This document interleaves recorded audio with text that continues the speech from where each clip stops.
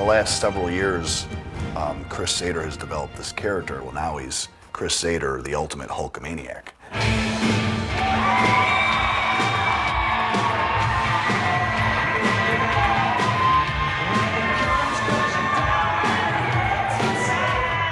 And he comes out to, like Hulk Hogan music and wears the Sadermania, like a spoof off Hulk Hogan's whole character.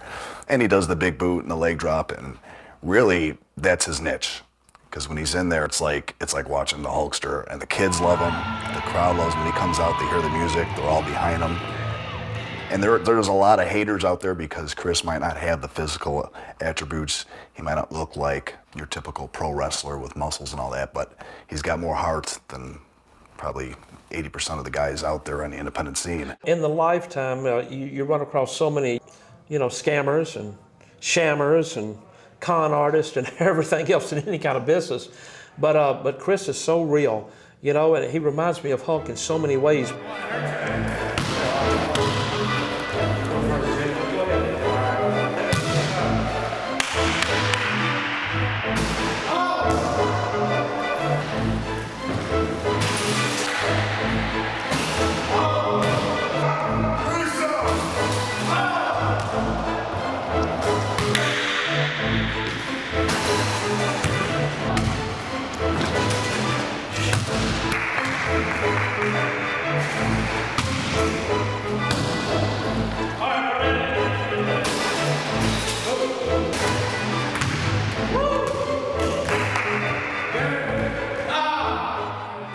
Anybody that he bumps into, it's like he's known him forever.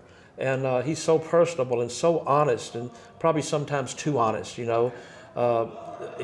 lays everything out on the line, and it just makes people realize that after a while, what a good guy this kid really, really is.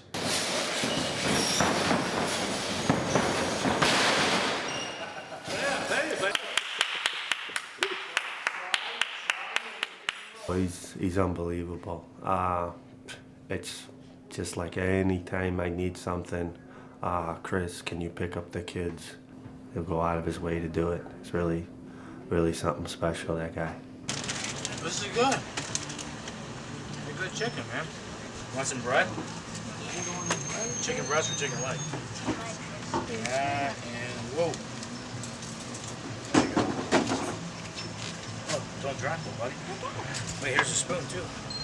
Chris and I are actually extremely close. We have some type of communication on a daily basis. We call him Mother Hen because he worries about the kids, starting from my 22-year-old son all the way down to my youngest niece.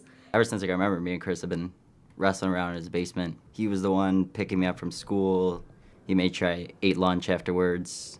He believes in living life just like Hogan, and he's just a wonderful person from living by his principles. Chris's obsession with Hogan is everything. Everything is Hulk Hogan. Whatever he does, it's all Hulk Hogan. Hulk Hogan is Chris's life.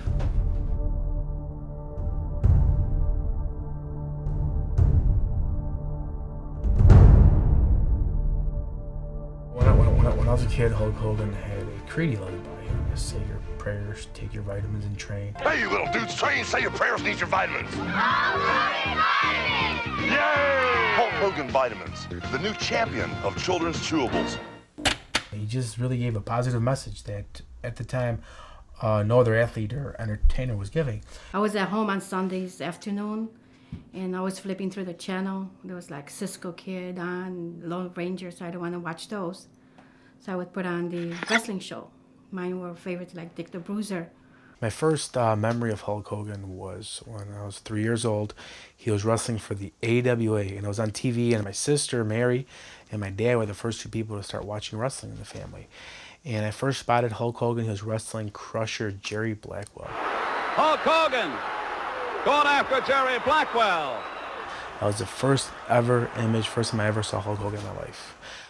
And then once Hulk Hogan came out, that's when it all started. Because for me, you see Superman, you see Batman, but they're not real, But Hulk Hogan to me was a real cartoon character come to life.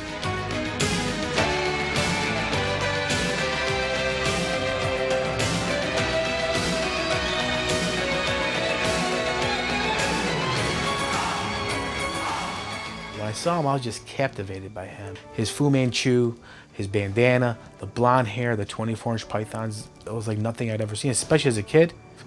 And he just had this charisma that when I saw him, I said, man, I want to be him. I remember the first time that he met Hulk Hogan, he was all panicky and nervous, and I started screaming, Hulk Hogan, Hulk Hogan, there he is. And he went up to the elevator, which was all glass, and he could see me. And I was on my knees like this, like crying, Hulk, Hulk. And I was like screaming out of the top of my lungs. And then about 2 minutes later, boom, he came right back down. Well, the first time I saw Chris, he really didn't look like Chris. He was about 3 or 4 years old. And there was this little kid with a huge smile on his face with this broken Polish English stuff that was in I think it was the lobby of the Hyatt Regency at Chicago O'Hare. I don't exactly remember, but I'm pretty sure we were staying there. And I remember seeing Chris in the lobby, and his parents didn't speak any English. So, I knew he wanted an autograph. It was quite obvious. And I don't remember if we took a picture that first day, but I just remember meeting Chris when he was very small, 3 or 4 years old, and him being very polite and just beaming from ear to ear with this energy, and that was my first encounter with Sadermania. I got him hooked on it, and it's been wrestling ever since. It's been unbelievable. Wszystkie podkoszulki, tylko wrestling. I w tym Hulk Hoganie tak się zakochał, że to było naprawdę nie do wiary. I remember one specific time in 1988, Hulk Hogan lost the belt for the first time to Andre the Giant. And I was, I believe, 8 or 9 years old. It was a Friday night, the main event, February 5th, 1988. I was watching it in my parents' room. I'll never forget it. Hulk got pinned 1, 2, but his shoulder was up, but it was a crooked referee. I was screaming, like out of the windows. I started crying. I'm like, Andre the Giant, I'll kill you. Ted DiBiase, you bastard, I'll kill you. I mean, I was so enraged. And my mom, my dad, like, what's going on? What happened? I'm like, what do you mean what happened? Look, Hulk Hogan lost. What are you guys crazy? Like, relax, calm down. Like, it's no big deal. I'm like, oh my God, he lost the belt. What do you mean? This is the end of the world. I'm like, well, what are we gonna do now? He's not the champ. Ale mi ojebca. On ma takiego jebca na wrestlingu, że Jezus Maria. Ja nie wiem co. Myśmy mu nie mogli go od tego oderwać ani nic. Straszne rzeczy na tym wrestlingu. Oh, well, if Hulk Hogan lost, then the whole world would be upside down. Would he throw a fit? Don't talk to me. This is ridiculous. He'd be calling up people. It's like, how can this be? There's no way Hulk Hogan can lose because he's the best that ever was.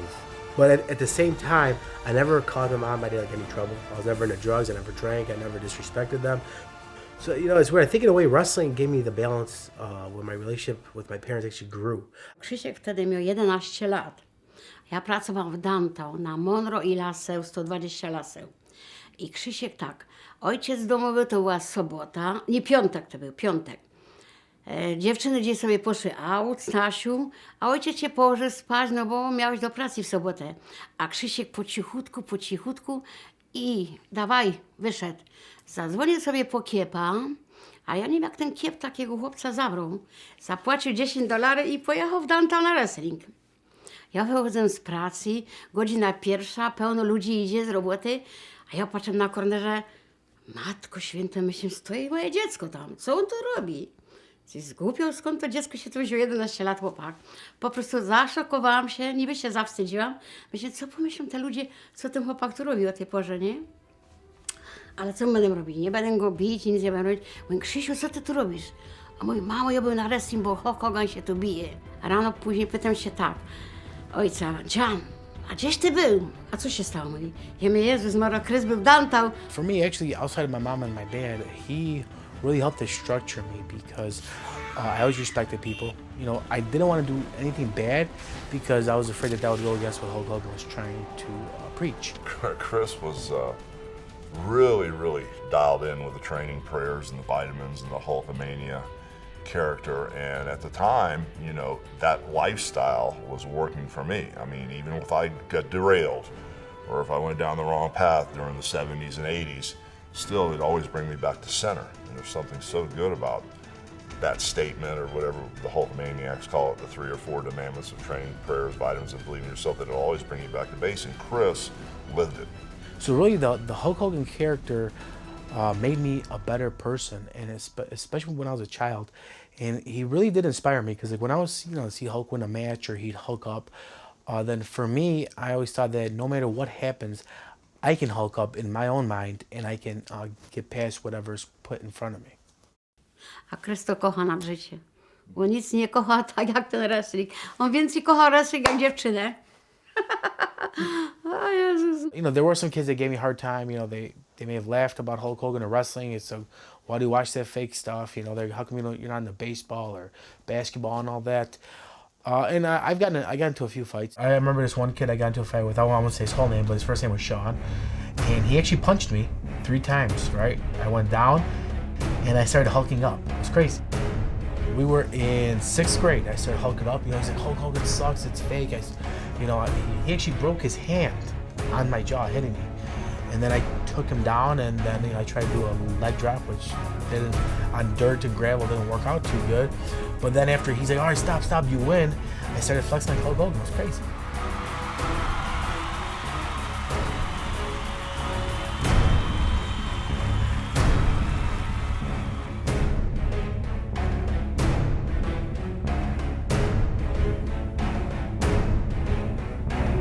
Ladies and gentlemen, tonight promises to be an exciting night.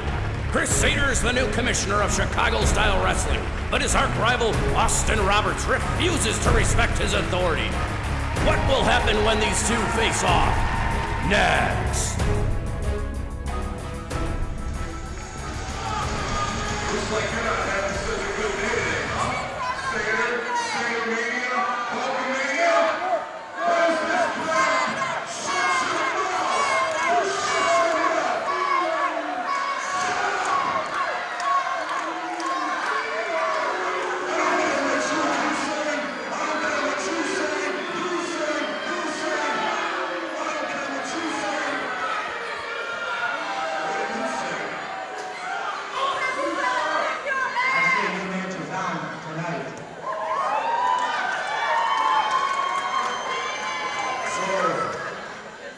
Mr. Sader, you're not going to change my match.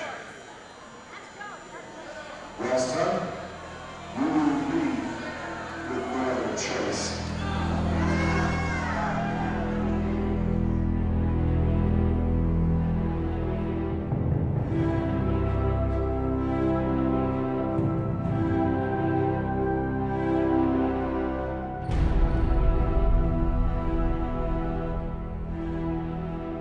The first time he really recognized me was in 1997, the Marriott Suites in Rosemont. I'll never forget it. I stayed there till 3 o'clock in the morning because he was out partying with Dennis Rodman. When Randy and I came rolling in about 3 o'clock in the morning, it just blew my mind that he was still there because he didn't leave. Macho Man pops out. Oh, yeah! Hulk Hogan pops out. What you gonna do? He's like, what are you doing here, dude? Brother, you don't sleep, do you? I'm like, now when I'm waiting for you, man. He's like, all right, man, what do you got for me, bro? So he signed 25 pictures, bandana t-shirt, and then it was me and my nephew Jeff were there, and I said, could I get a picture with you? He's like, sure, man. He's like, hey, Macho Man, get over here, man. So he made him take a picture, and he signed 15 more things, and then he's like, bro, what do you do with all this stuff? He's like, I've been seeing you for years and years now. And I said, man, dude, I frame everything. He's like, you know what, one day I'm gonna come to your house and see all the stuff. Right here, man, travel down with me down the steps, and nobody fall, because I don't want to get lawsuits. Here you go, man, the whole entire kitchen. We're talking closets. I took out the closet doors. We're talking washrooms. I mean, this is all around wrestling and Hulk Hogan everywhere, man. We went downstairs in Chris's basement to see all the memorabilia. Oh, unbelievable. It's like a museum. When I walk down here, it just inspires me. I mean, this is a collection of my life. I mean, you could just feel the energy as you walk around this room. I mean, really, I love coming down here. We got Vince McMahon, we got John Cena, we got Bret Hart over here. The Mouth of the South, Jimmy Hart action figure over there. Hulk Hogan wall hanging, about 25 years old. I mean, Hulk Hogan, The Rock, Stone Cold. Like, how would Hulk Hogan ever fit into these? I mean, The Undertaker, Triple H, Dixie Carter, the owner Even of though this is TNA. my mother's house, you would think that if you've seen it once, you've seen it 1,000 times. But it's just each time you look at it, you notice something different. I don't care if you're standing up, if you're doing the number one, you can stare, you can see the Ultimate Warrior starting slider, or if you're sitting down, I won't do it, but You got toilet paper. Even sitting on the toilet, you can get inspired. I mean, where else can you have that, man? Seriously. Tam, co w Bizmiecie, to jest bardzo wartościowe rzeczy. Tam jest bardzo dużo pieniędzy. Co się ten człowiek nachodził? I mean, take it. The Rock, Vince McMahon, he's like the godfather of professional wrestling. I don't care what anybody says. He created what you see today. Does that look? I don't know. I guess that's close enough, man. I said we keep going on after this. This is awesome. This is a Hogan bandana he gave me himself 10 years ago, and I don't know if you can still see it here. Right there, there's a Hogan DNA. But right there, that's his blood from when he got busted up by Ric Flair by a steel chair in Miami. It's just a really special item for me from the Hulk. I don't care what anybody says about wrestling or if they think this may be over the top, because for me, it's made me a better person. And I have my family, God, wrestling, and Hulk Hogan to thank of the person I am today. He's American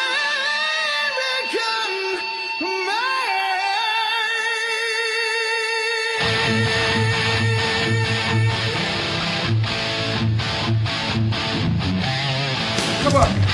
Go, go, go, go.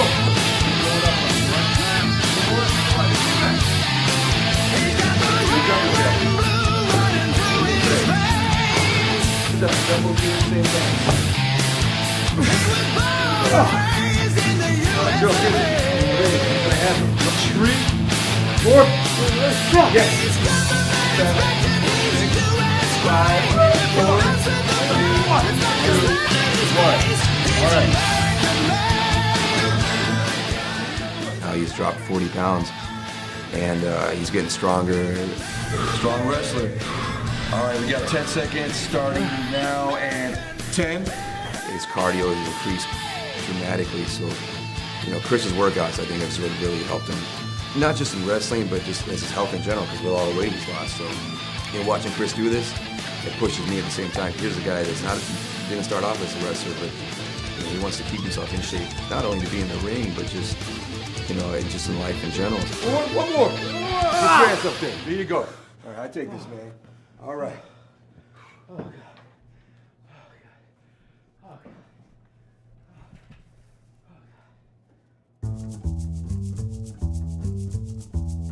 Zastartował do high school, tam sobie zrobił license. To później już tak sam zaczynał wszędzie jeździć na wrestlingi, nie? Przedtem to był trudno, nie miał samochodu, trzeba było wozić. Well, I got my driver's license 5 days before Hulk came to town. Chris was down at the United Center down in Chicago. And I didn't know where Hulk was staying. So I'm like, you know what? I'll follow his limousine because now I drive. He saw 2 limousines, and he thought Hulk Hogan's limousine was this one. So after the event, this big white stretch pulls out. I'm like, well, that's got to be Hulk Hogan. And he followed the limousine all the way down the Eden's Expressway. T and I were driving somewhere in Chicago, and we had a bunch of people following us. And I think we pretty much shook everybody except for one car. So I'm following the car for about 45 minutes. I have no idea where I'm at. I don't know where the hell I'm at. All the way up to Lake Forest, Illinois. And I don't know if we were going to T's house. I don't remember exactly where we were going, but there was a breaking point where he couldn't get in. And we get off this ramp, and there's like 15 squad cars there. The Lake Forest police pulled him over, and the cops, whoever it was, thought he was some type of serial killer or something. The cop's like, excuse me, son. He said, why have you been following Mr. T for the past 45 minutes? They said, hey, why are you following Mr. T? I'm Peter the Fool. I said, Mr. T. I said, I'm not following Mr. T. I said, dude, I'm following Hulk Hogan.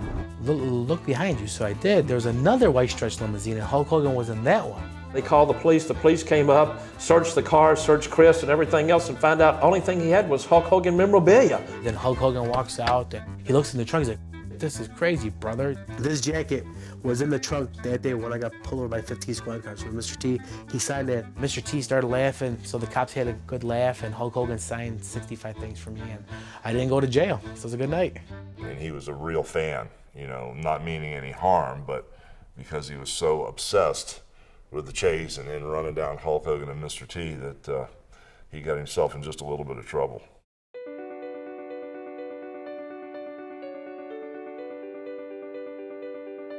The defining moment in my chase for Hulk Hogan finally came at around 1999. Hulk Hogan had taken a break for about 4 months from wrestling, you know. He was making his big return to Super Brawl in San Francisco, California against Ric Flair. To see his obsession go all the way out to the West Coast, I knew this kid had a desire, you know, and you couldn't deter him. I mean, he was there with a smile on his face. And I actually found out where he was staying. I called like 25 hotels, located him at the Hyatt Regency, and I'm like, man, okay, I know where he's staying, I'm going. I'll never forget it. Hulk Hogan walks in.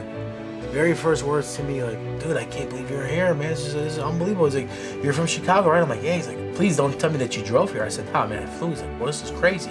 He had a devoted, you know, love for wrestling and Hulkamania, bigger than anything I've ever seen. So he signed, I think he signed about 85 pictures. He's like, dude, I brought like tons of stuff, right? I mean, I, you know, would show up at the Chicago airport and there'd be X number of fans, and like one person would have 20 or 30 pictures, and you know, they wouldn't want a name on it because they would sell it, you know, make money on it. But everything that Chris signed was for him, you know. Hulk Hogan signed 80 pictures for me, okay? But do you know where he signed them? For the first time ever, he invited me up to his room, which I was shocked. It was unbelievable.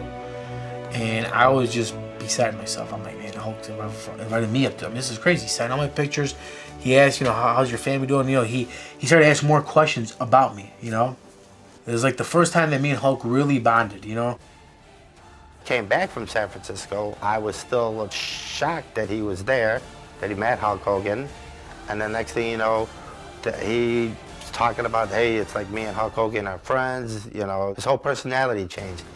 He was like, let's say, a meek, timid kid who just wanted to see wrestling, but then when he met Hulk Hogan, actually talked to him, then his personality changed, and the way he was carrying himself was more confidence. After being assaulted by Austin Roberts, Chris Sader is forced to redeem himself. Tonight he battles the prime-cut Nick Cutler. Will Sader emerge victorious? Find out what happens next.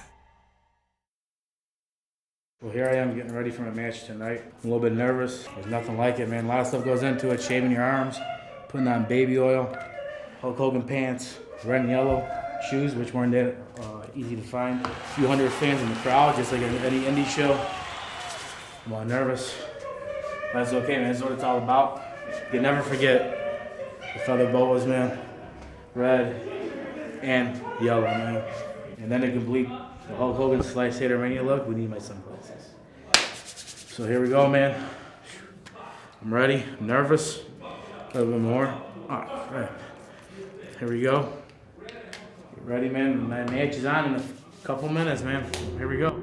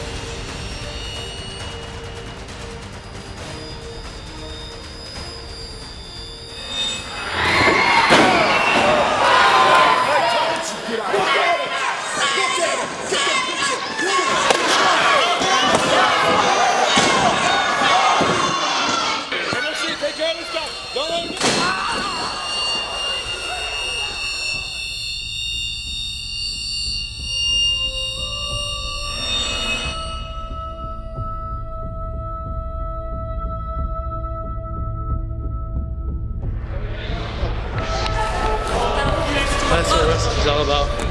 That's why you have to love this business. All right, thank you, bye.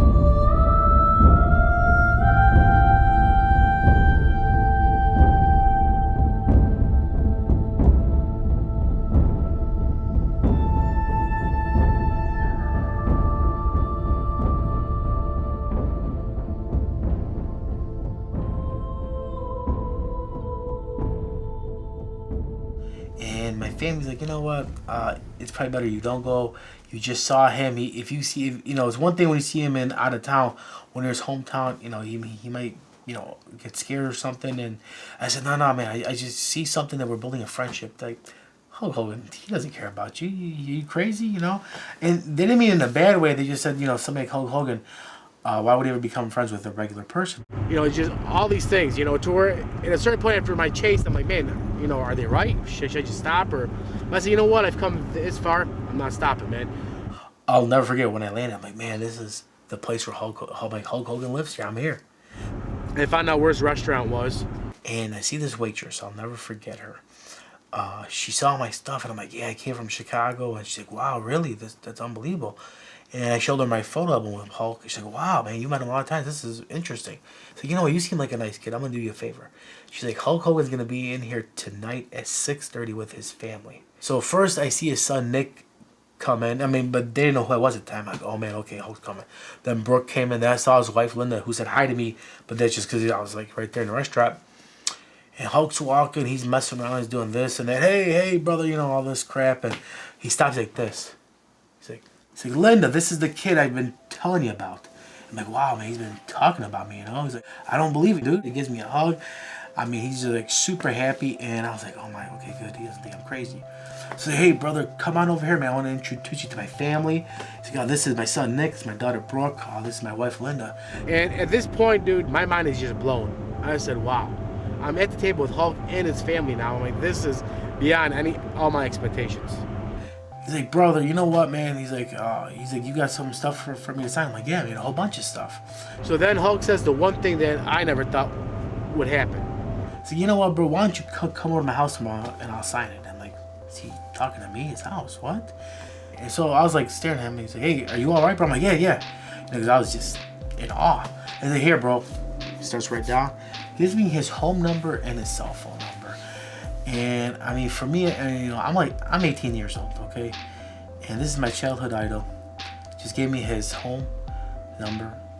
Even now, it's hard unbelievable. His cell phone number. He paid for my meal. We talked. He's like, all right, bro, you be at my house tomorrow at 9 a.m., man. We'll work out, hang out. And so I'm leaving, not really believing what just happened. It kind of caught me off guard to see him there, but you could just see in his eyes, the eyes are the windows to the soul. You could see in his eyes that his love was pure and he was honest. I felt very comfortable bringing him into my home.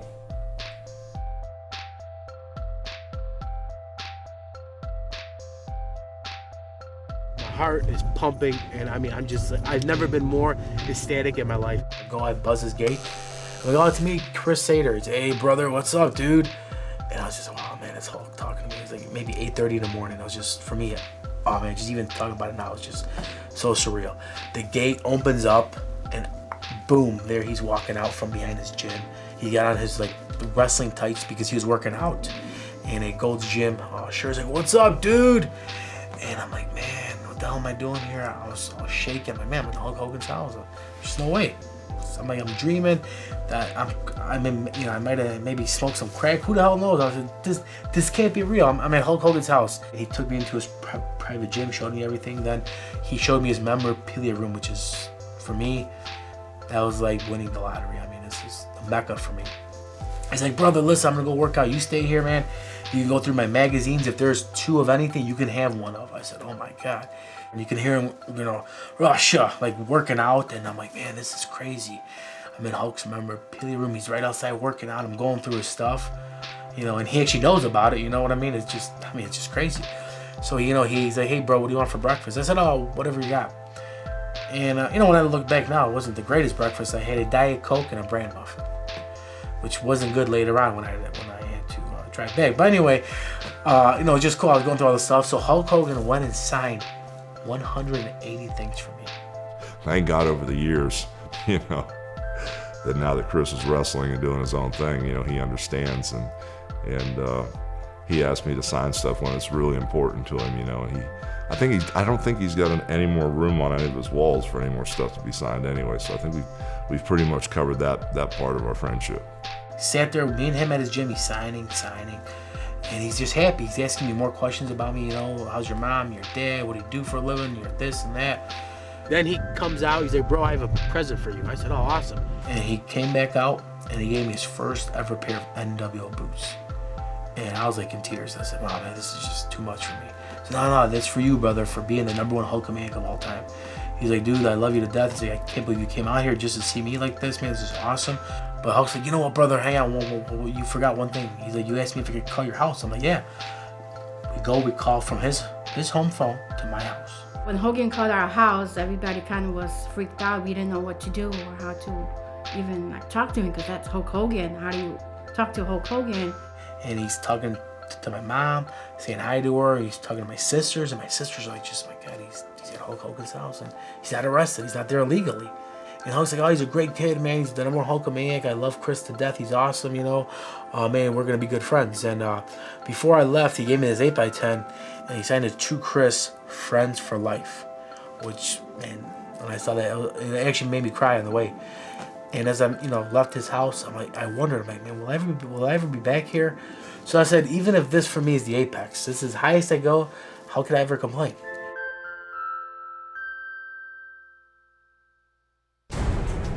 Wrestling fans, this has been a feud for the ages. For the past year, Austin Roberts has terrorized Chris Sader. But in the face of adversity and against all odds, the ultimate Hulkamaniac has remained defiant. Join us for the next chapter of this exciting saga as a desperate Roberts raises the stakes. He's brought the sleazy Johnny Armani into the mix, and Sader is forced to make his final stand.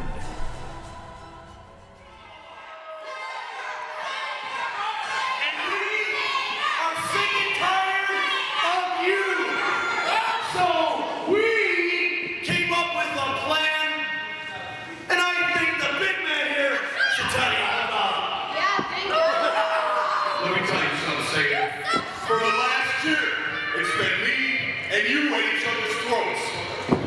Tonight, it's gonna end. You wanna come in here? You're the commissioner, you wanna play wrestler? I got a challenge for you, and this is sweet as pie, Sader. Here's your challenge.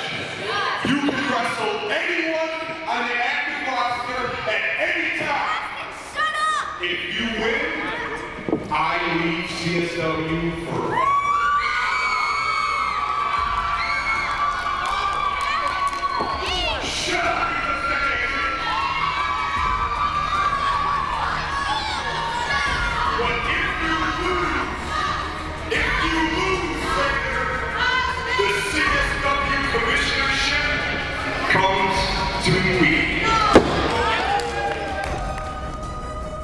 Chris Sader's opponent is the Strangler, Diego Corleone. As he preps for this epic match, many wonder if the ultimate Hulkamaniac has what it takes to bring the Strangler down.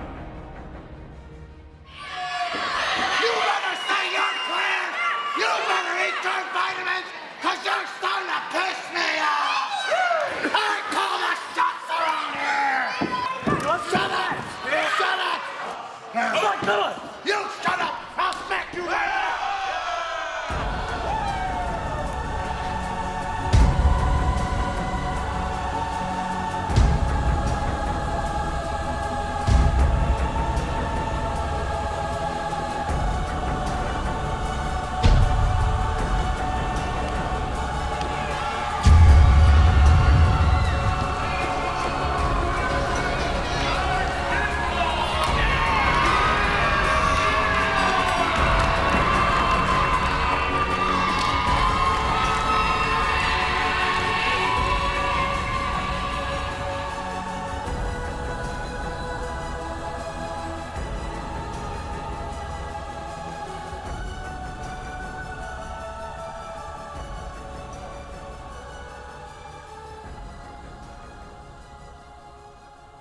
And after that, I'd always, drive down to see him. And I made I'd say about 55 trips from Chicago to Tampa to see Hulk in total.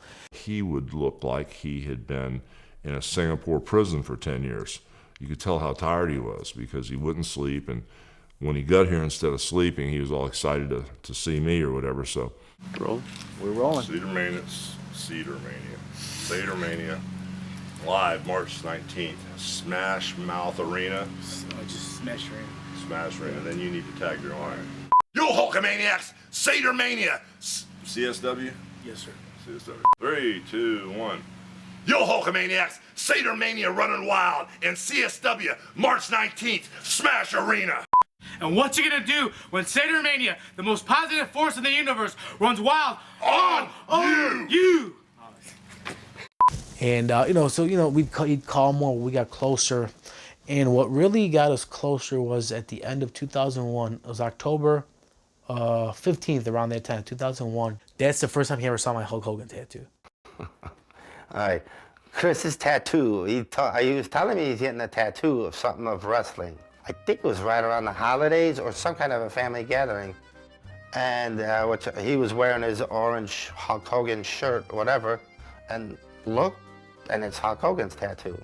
I was like, okay. Well, when I first saw it, it blew my mind because it was so good. And then my second thought was, oh my God, I hope everybody doesn't think we're gay, because we're not gay. And it's kind of like a joke now, like I'll show his tattoo off and then I'll hit everybody with the gay line, you know what I mean? I said, no, I'm not gay, just he is, but he's not. I was kind of nervous about his reaction to it. The reason I got the tattoo is because I didn't smoke, I didn't drink, I didn't do anything really crazy that I thought was bad, So I'm like, I'm gonna get a tattoo. I'm like, this actually fits everything that I've been doing. To see the tattoo on the arm just reconfirmed what he was all about, and he did not care what anybody thought. He could care less. Whatever looks he got, he wanted that tattoo. So it was really cool to see it.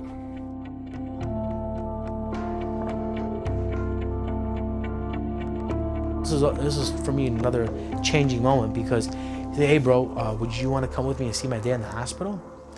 And I said, of course. But for me, the fact that he asked me to come see his dad, for me was a big thing, And so I went with him and I stayed with him for like 3 hours. When my dad got sick, he was in the hospital for quite some time, and I was juggling being here with my family and spending as much time as I could with him. And Hulk knew I worked in the nursing home, and he asked me, is it okay if you stay with my dad for an hour while I go do some stuff? I said, sure, man, go ahead.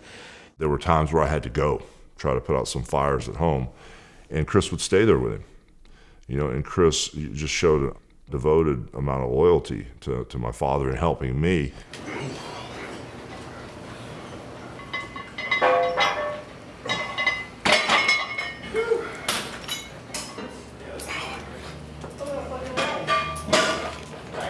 And then I stayed in town for another 3-4 days. And every day I'd go back and see his dad with him and stuff.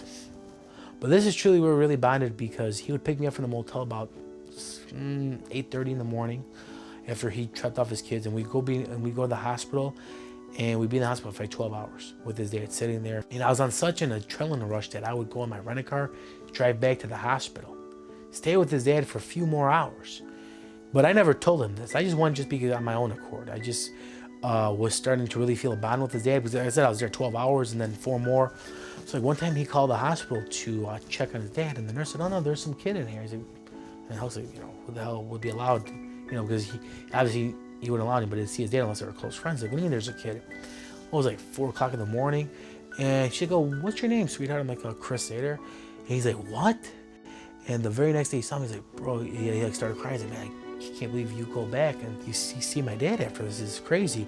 And then his daughter told me that same week that when he found out that I was going back like that he got down on his knees, and he said that Chris is like my angel watching over my shoulder. He's like, I've never seen anybody like this.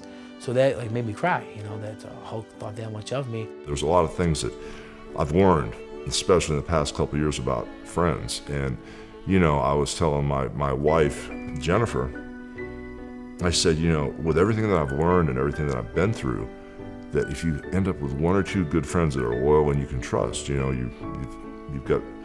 a very lucky person, and Chris is one of those people. I didn't want to leave though because it was just for me, it was a catch-22 because I'm growing so close with Hulk and his dad, and I became very emotionally attached to this point because I'm spending 16 hours a day with them.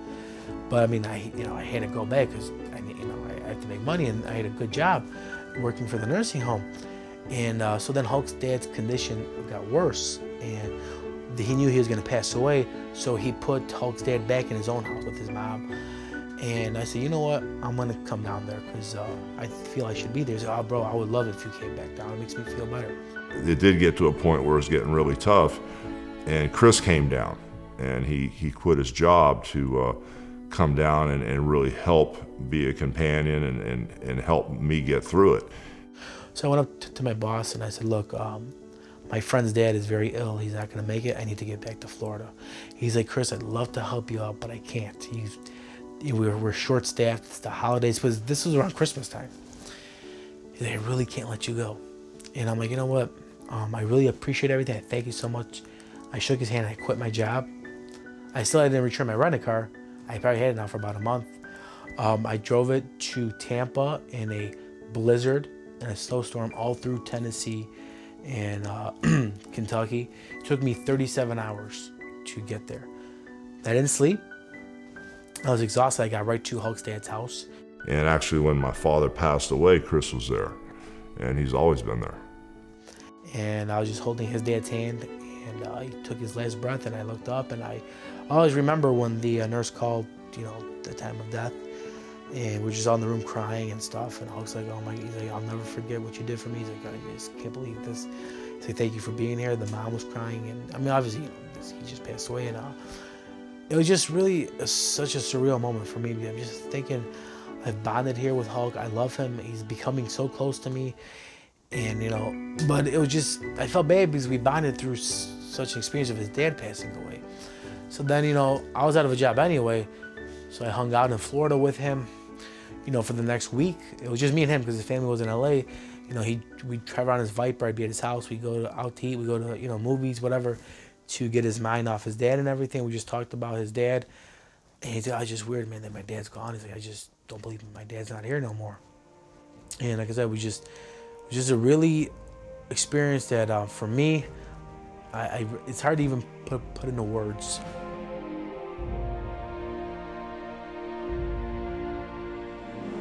Chris Sader is the Cinderella man of professional wrestling.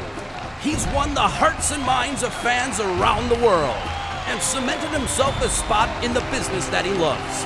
He's on the fast track to stardom, and no one can stop him. Oh! Hey folks, Hacksaw Jim Duggan here, and I've seen all kinds of excitement in professional wrestling. I've seen WrestleMania, I've seen Andre the Giant, I've seen Hulk Hogan, I took on Ric Flair and Sting, I faced every tough man in the ring. But I never heard so much excitement about the Sadermania. Everybody's fired up. Well, let me tell you something, folks. If Hacksaw Jim Duggan's fired up, you better be fired up. Sadermania! Sadermania! Sadermania! It's coming at you, tough guy. Ho!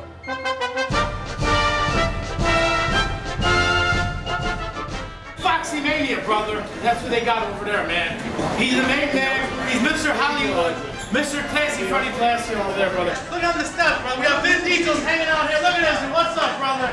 Wait a minute, somebody's hiding in the back. Doug Simmons, man. The future of CSW, brother, right here.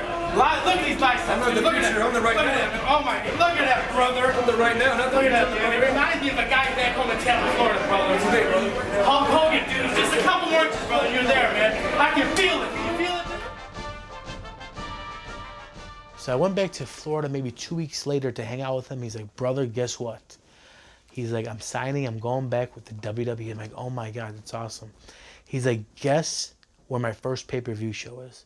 He's like, in Milwaukee, Wisconsin. And he's like, brother, guess where my first return Raw is? In Chicago. I said, oh my God. I said, man, you got to come over to my house. Please, please. I begged him. He's like, bro, yeah, don't worry about it, man. I went back home, and at the time I owned a Nissan Altima. And Hulk said, well, let's go in your car. So he's like, be at the Hyatt about 9:30. To ride around in Chris's car, it was an experience because it was a smaller car, and at the time I was much bigger and heavier. So I come to the lobby, about 200 people there, Hulk starts signing, and of course everybody's like, what the hell is he doing when he's getting in my Nissan Altima, right? And it was crazy to see the fans, because I don't usually ride around in people's personal cars when I'm not in my own hometown, so. So it's crazy. We get on the expressway, we're going down Harlem Avenue here in Chicago, and we're at the light, and people are just staring into the Nissan Altima saying, oh my God, that's Hulk Hogan. They're like freaking out because, number one, Hulk Hogan is going down Harlem Avenue, and he's in the damn Nissan Altima. I love Chris to death, but in my opinion only, and he may have a different opinion, I don't think he's that good of a driver, And I'm not used to stop, start, and whether he was nervous because I was in the car or whether he's just not that great of a driver, he scares me when he drives. And when the day came that he did come to our house, we were all in the window. A ja zrobiłam gołąbki. Bardzo lubię. Tak, lubię te gołąbki, najlepiej więcej te gołąbki jadł. It was kind of scary, and everybody was nervous because he's this tall guy that walks into the house, and it's Hulk Hogan, you're like... No i wypił kawę. Tak specjalnie kiełbaski spróbował, ale mówię, że najwięcej mu gołąbki smakują. You don't know what to say, and you're kind of tripping over your feet and don't know how to act or what to say. Bardzo uwielbia gołąbki. Były bardzo dobre, pyszne. Polskie gołąbki. As a kid growing up, there's certain things that you don't even try, that you say you don't like. Oh, I don't like squash. I actually love squash. I didn't even know it till pretty recently. And one of the things that I said that I never liked was cabbage. And I had never even eaten it before. And so when I showed up at Chris's house, his mother had this, it's a Polish dish, and I can't remember the name of it, but it's cabbage, and it's got meat in it and a bunch of stuff. And I walked in the house, it smelled so good. I mean, it's just like good, fresh, real, honest, wholesome food. I smelled it, and, I don't ever want to eat at someone's house because it's just not, polite, but I just had to eat. The food smelled so good, so I ate it, and I kept eating it, and then she gave me a little Tupperware to-go thing, and I had no idea it was cabbage, but with the meat and everything in it, and it's one of my favorite things, so I was quite amazed at how good of a cook she was, and no wonder Chris is as robust as he is. I have to tell you, that was one of the most surreal moments of my life, is walking into my house with Hulk Hogan. This is the same house where I watched Hulk Hogan on Saturday Night's Main Event as a kid. When I would cry when he would lose the belt, and then he's in the basement going through all my stuff. When you said you save everything, you weren't lying to me. This is crazy. No, when I went in Chris's basement, I was overwhelmed. He had everything that has ever been done or printed or put out with Hulk Hogan, and several of each. And all those pictures that I signed for all those years, they were in his house. So it made me feel really good, that Chris, is what he said he was. We took a whole bunch of photos and everything in the house, and I drove him back in my Nissan Altima to the Hyatt, and everybody's like, man, dude, who are you? How does Hulk know you? Or, they were just amazed.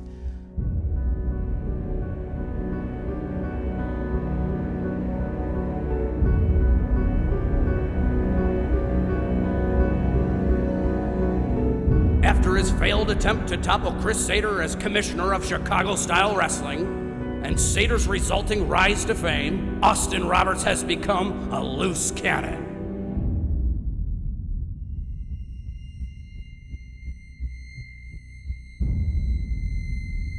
Chris Sader, you might be asking yourself why. Why I do the things I do to you. Here's the reason. Everything you have in life, all the glory, you don't deserve. It should be mine. I worked my way up the hard way, blood, sweat, and tears. Why, you've been traveling in limousines, flying in Learjets? You think you're gonna have a happy ending? This is gonna end bloody in the way I want it to end. Chris Sader, let me tell you something. Your end is gonna come soon, and it's gonna be by my hands.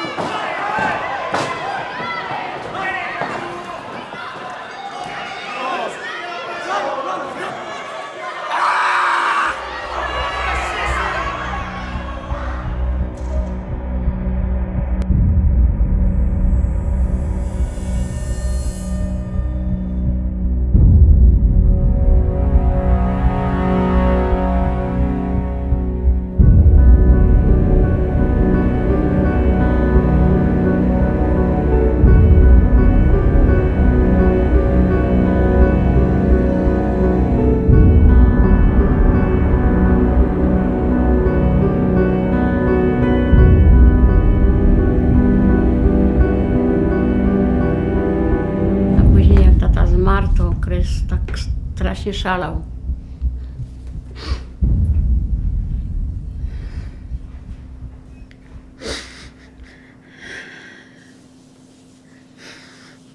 So that was, I mean, really, that's something I could never ever forget. I mean, just saw my dad leaving for work. He was fine.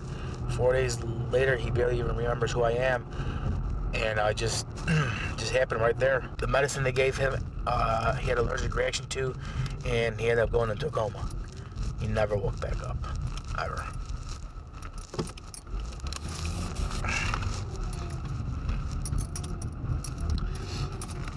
So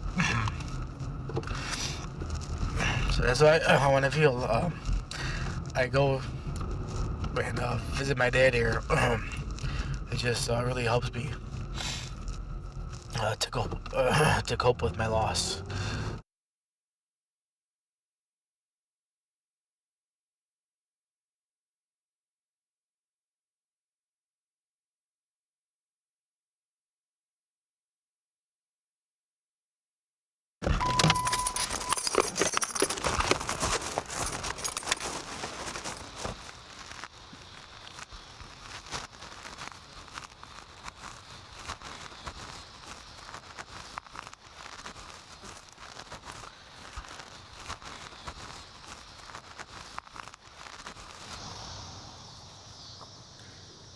I just really miss my dad. I just really miss him every day. I just wish I could see him again. It's just really been horrible without him being here.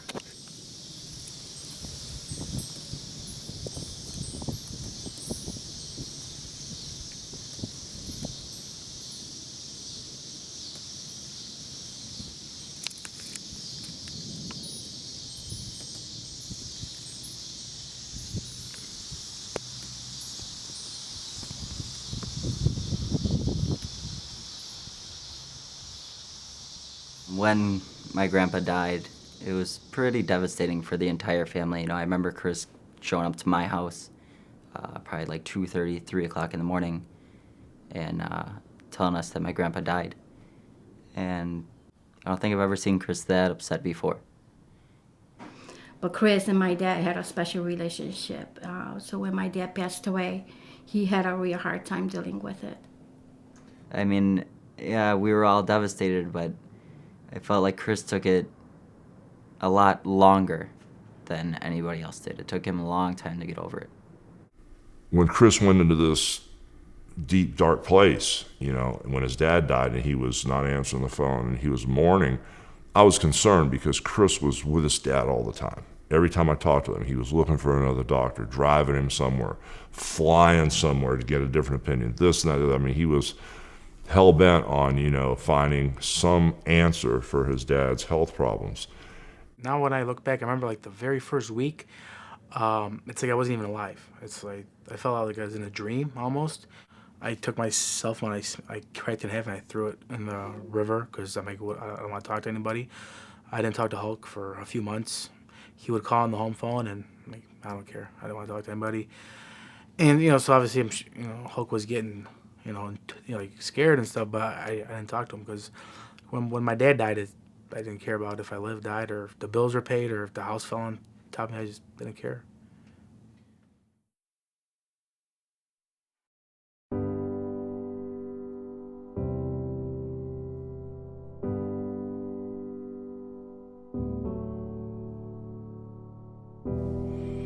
Well, you know, it's like I told Chris, I said everybody's mom dies and everybody's dad dies. It's just, you know, how you handle it and how you recover from it, because there's a time where you have to mourn and then, you know, you need to celebrate their life, you know, because I believe, and it may not be, you know, a popular belief, but I believe that we all go on from here. You know, I just feel that this is a human incarnation, and this meat suit that we have, you know, is being driven by that energy, or some people call it spirit, like I do, the spirit of Christ, and I believe that energy can never be created or destroyed. So you know, I kept getting worse and worse, and then Hulk, he called me up. He's like, brother, you really need to come out here to save our friendship. And I don't know what he was saying, or because I was so far gone. And what happened is Hulk at the time, because of all the stuff he went through, he started reading these self-help books about being positive all the time. So I had got ahead of Chris as far as going down this path, because I was in a really bad relationship. I was in a very toxic, negative environment for about 23 years. And when I broke free, I started praying to be happy. All of a sudden I got sick and tired of being sick and tired, and I snapped out of it.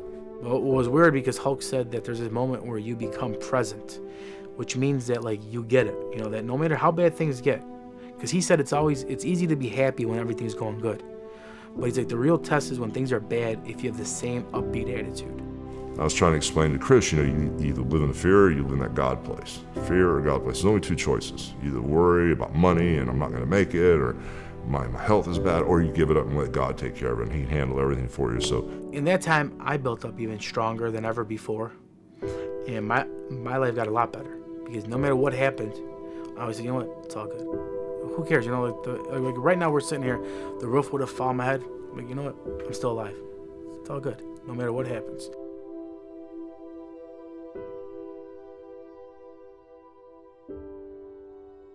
Well, Chris is a very valuable asset. I mean, he's got a lot of love to give. He's got a lot of joy to give. His nature is to help, But he needed guidance, and I needed it too. And there's how do I say it? There's a lot of things in me that are the same in Chris, and I see that in him. I almost feel like I'm his dad sometimes. He's so much like me. And one of the things he needed to do was he needed to have that experience, because the first time I went there, And Hulk told me, he's like, okay, brother, when you go to this church, be ready because you might cry. And I said, well, I've been going to my church for 25 years. The only time I ever cried was at my dad's funeral. He's like, no, man. He's like, bro, trust me on this. He's like, oh, you have to come here. I just opened up, and there's a certain way that the Reverend Michael Beckwith can talk to you and make you understand God and religion, where in a normal church, I never got it, And it was amazing. I was sitting next to Hulk and the rest of the cast of American Gladiators in this church, and the preacher started to talk, right? And after 30 minutes, I started crying. And they have ushers there, but they're not there to collect money from me. They hand out Kleenex. And I'm like, man, I'm crying there. And Hulk's like, see, you see this, brother? He's talking to you, because he said, to whatever bad you think you did, forgive yourself. A lot of people don't understand you have to forgive yourself first, and that's what Chris did with his dad. I mean, he tried everything that he could, but he still felt guilty. His dad has forgiven him. Believe me, he has. And it's just a way to cleanse yourself and to keep things clean. And it's so weird, because when we got back to the hotel that same night, Hulk gave me some CDs to hear of this guy preaching, and I told him this never happened to me ever. I was in a room by myself. I got down on my knees and I cried for 15 minutes. And I thought about my dad, my family, my whole life. I was in the room all by myself, just on my knees crying. And it was the greatest thing that ever happened to me in my life. And and then Hulk said, you know what, bro? See, you're changed. He's like, in your face I can tell you're present and you're aware. He's like, you're finally one with Christ. And he was right.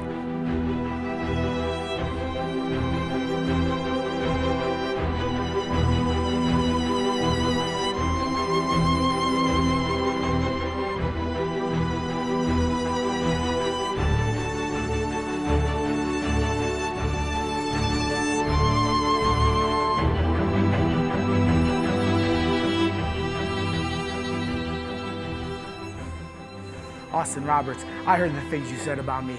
You said I haven't paid any dues, that I've been flying around in Lear jets, riding around in fancy limousines, and staying at the best hotels. Well, you don't have a clue of the dues that I've paid in life. But I was reminded by it all when you put your filthy hands around me and you were choking me out.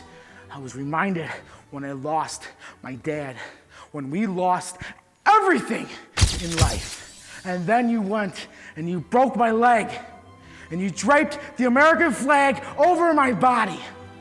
Austin Roberts, you are a disgrace to this country. You're a disgrace to humanity. Me, I aspire to inspire. I am American made. And I will be the one that stands up to you. For everybody that's ever been bullied and put down and degraded, I will stand up to you. And I just have one question.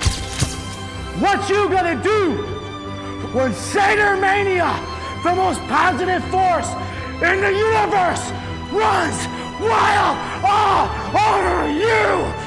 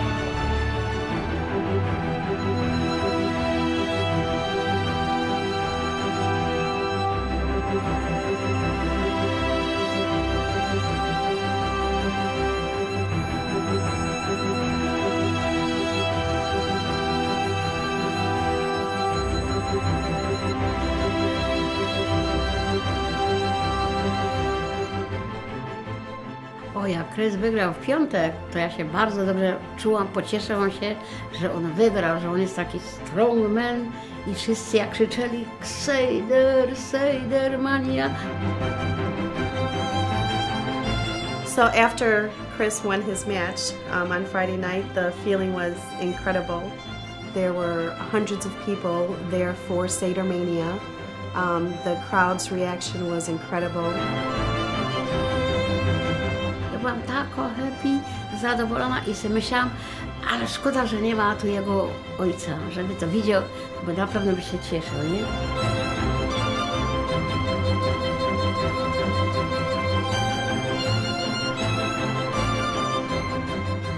No ja się muszę pokazać, jak się robi, bo jak kiedy zabraknie mnie, to wezmę żonę, trzeba jej helpować.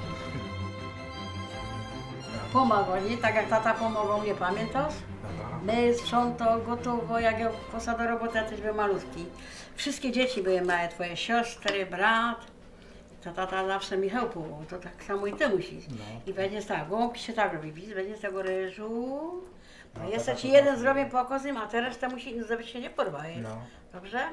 Teraz zrobię te gąbki, ja uwidzę, jakie zrobiłeś. Okej, no ładnie wszystko zrób. No jakoś i tu Bo dom potem radę. jak miał żonę, to powiedz, że nie umie zrobić. Gąbków. No. Okay. Okay, Mom. Well, right now what I'm doing, or I'm gonna attempt to do, is make stuffed cabbage that my mom just showed me how to do, and this is a huge favorite of Polish people. It's one of my dad's favorite, and this happens to be Hulk Hogan's favorite Polish food. Right now, my number one goal is making sure that my mom is cared for in the end, no matter what happens. She doesn't drive or anything, or speak English too good, so I basically try to help her out with as many things as I can. Going to doctor's visits, stores. I mean, anywhere that my mom has to go, that's where I have to be.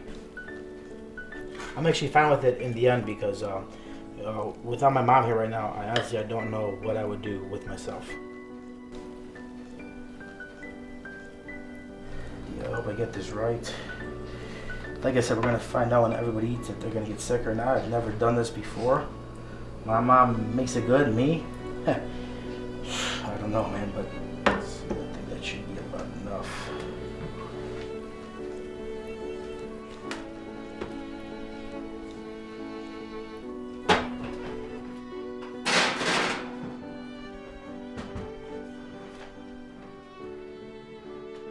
I'm so happy that Chris is where he is, but I'm even happier for him because I know where he's going to go. And he's got it now. So he can smell that dirty air when he smells it, and he can learn to go, I don't want to hear that negative stuff, or I don't want to be around bad people or be around a bad situation. Stop, rewind, that's not who I am, it doesn't serve me. I'm Chris Sader, I walk the walk. Every day is still a struggle, but I think for the both of us, even though things have mirrored the same with tragedy and everything, we're both still here. We're alive. We didn't take our own lives. We're not getting high. We're not getting drunk. We deal with our problems. No matter what happens to you in life, no matter how bad you think things are, it's really in your hands to dictate how it's going to turn out in the end. So I'm really proud of him and just really grateful to call him a friend.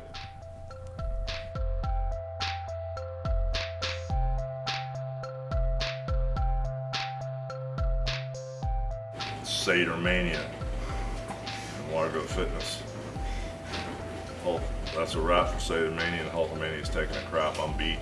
Sounds good. Just, I think I sabotaged myself eating that protein bar in 2 seconds. This is so fast. Dude, I was so hungry, I just was gulping it down and making it sick. Wait, because then you went and worked out right away. But I didn't even chew it up. You know how big it is? I ate like half of it. Like a dog, I didn't even chew it up.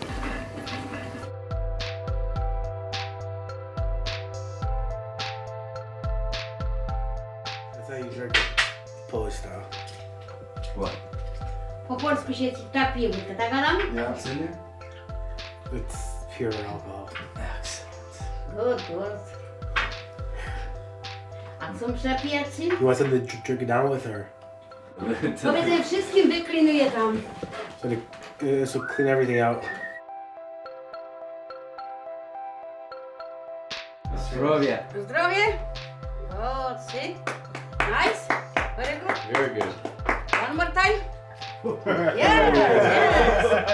Ooh, that's good stuff. See? Good. How do I say thank you? Dziękuję. Dziękuję. Dziękuję.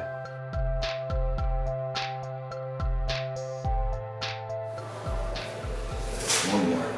And we're solid. Just like that, baby.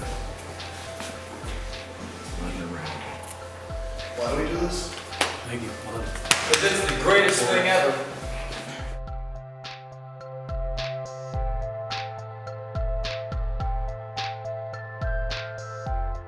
Anything else we can throw into that?